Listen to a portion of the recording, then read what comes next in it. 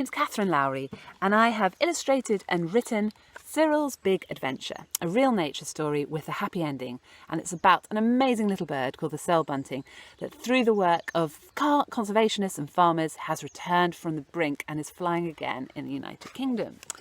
So here goes. Cyril the cirl bunting passed his flying lessons. He donned his smartest waistcoat and rocketed through the air, whoosh, whoosh, perfecting his handbrake turns and accelerating through the treetops. Whoosh. There he goes, having an amazing time. Cyril wasn't like the rest of the flock. They never moved far from Prawley Pudding Village, well, no more than a couple of miles. Ever since he was a little chick, he dreamed of going on an adventure. So he flew to the edge of the village and peered out to Landcuddle Bay and thought, now I'm a certified pilot, I can go. And so he called back to his parents, I'll be back before dark. I'm free, he cried as he soared over a grassy lane, just as a lorry zoomed by. Help! He had never seen anything so big in all his life, and he was worried it would gobble him up. He darted away and didn't stop beating his wings until he couldn't flap them any more, by which time he had no idea where he was nor how far he had flown. Oh dear, I'm hopelessly lost, he said tearfully, pecking disconsolately at some fat hen seed. Oh dear.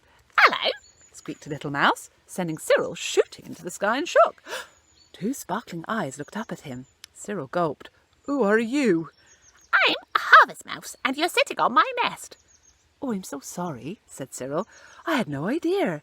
He eyed the nest. It was perfectly spun from split grass and lined with thistledown. It was the size of a tennis ball. Don't worry. My babies have left. It's time I built a winter nest, close to the ground, away from these drafty grass heads. Cyril liked this little mouse. It was getting late, and he had no idea where his home was, and so he asked her, May I snuggle up with you tonight, please? That would be lovely, however, I'm afraid you're far too big for my nest. That blackthorn thicket over there would make a perfect roost. Hurry along now before the night animals awake. Cyril had forgotten all about foxes and barn owls. He shivered. This was going to be the longest night of his life. His little friend leapt from stalk to stalk and slid down a dock leaf and disappeared under some honeysuckle berries. As she went, Cyril heard her mutter, I haven't seen one of his kind for a very long time. When was that? He called frantically, hopping down after her, but she had disappeared. Instead, out of the hedge exploded a squawking blackbird. Danger, hide! A bluetit sped past, pursued by yellow eyes, a streak of talons, and a hooked beak. A sparrow! Cyril closed his eyes and willed the morning to come.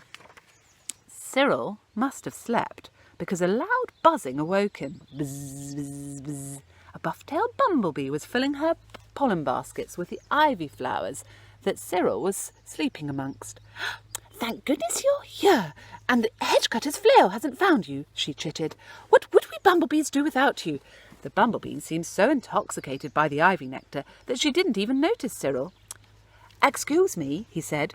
Whom are you gathering so much pollen for? My babies. Dear me, I have mouths to feed, bumblets to tend, and off she zipped. Cyril called after her. Please wait, you dropped a pollen basket. Bzz, bzz, bzz. But the bumblebee was buzzing through the air at such a rate that she didn't hear him. Cyril charged after her. Getting somewhat out of breath, he was relieved to see the bumblebee slam on her brakes and back wing. I'm home, little ones, she crowed. Excuse me, but Cyril didn't finish his sentence. It's you again. Whatever do you want? I'm in a great hurry. There are many of us working. There aren't many of us working, just a small team of sisters. You dropped a pollen basket, said Cyril. The bumblebee hesitated. Oh, my, however did that happen? Oh, how kind of you to carry it to me. Whiz, whiz, whiz. My, quite out of your way. I don't usually have time for your kind. Those beastly green woodpeckers are quite the nemesis, drilling into our homes and feasting on our bumblets. The bumblebee paused. What exactly are you? I'm a cirl bunting, said Cyril. Ooh. Well, I'm buzzed. Bzz. I've never met a cirl bunting. Let me think now. Oh, yes. I do remember Great Uncle Bumblets mentioning something bzzz, but that was a very long time ago. Seems no one knows us anymore, said Cyril, lowering his head. Then he looked up with a determined glint in his eye. My adventure is becoming an important quest to find the last remaining cirl buntings. The bumblebee cocked her head. Zzz, zzz. Perhaps Bat can help you. His flyway may pass cirl bunting villages. With that, she buzzed down into the dried grasses, her fuzzy tail disappearing into her home, a vacant short-tailed vole's nest. Cyril decided to cheer himself up with a grasshopper sandwich. He flew beyond the hedgerow, dropped into a field and listened. How peculiar. Can't hear a single chirr. No fiddles playing, no cellos. Perhaps the grasshoppers and crickets are practising at the meadow orchestra. All he saw was suspiciously bright green grass. Where are all the flowers and meadow grasses? He decided to fly on, but the same green desert faced him. He hung his head. Can't find a single cirl bunting, and now it seems I shall have no supper either. Tears streamed down his beak. Are you lost? Said a funny-looking hairy creature. Yes, said Cyril, and I have no idea where all the animals are. I'm afraid there's no one here, because there's nothing to eat and nowhere to shelter. We're in the nothing. Cyril swallowed. But you're here, although I'm not exactly whom you are. Whom you are. I'm Great Horseshoe Bat. Will you fly with me through the night? I can show you the way out. Cyril nodded. Yes. They flew together until a milky light began seeping across the night sky, and a song thrush began to sing. We've made it! We're through the nothing! Cyril beamed. You see, said Bat, life has returned. Never lose hope. Now I must hurry along. Daytime is an unsafe time for bats. Thank you, called Cyril, but his voice was swallowed by the dawn chorus. Then he heard it, the familiar little voice he had been dreaming of. He dived into an ash tree, and two eyes peered up at him. Hello, I'm Cyril, and I've been looking for you. A cirl bunting, he blushed. Forever. I'm Cecily. Welcome to our flock. Cyril somersaulted on his branch. You mean there are more cirl buntings? Yes, said Cecily. Come and meet them. Cyril followed Cecily to a meadow full of buntings. A large crowd quickly assembled, keen to meet the new bird. A grand-looking bunting, wearing a top hat, stepped forward and bowed. We are the cirl buntings of Doddistiddle-Dee. Welcome to our hill.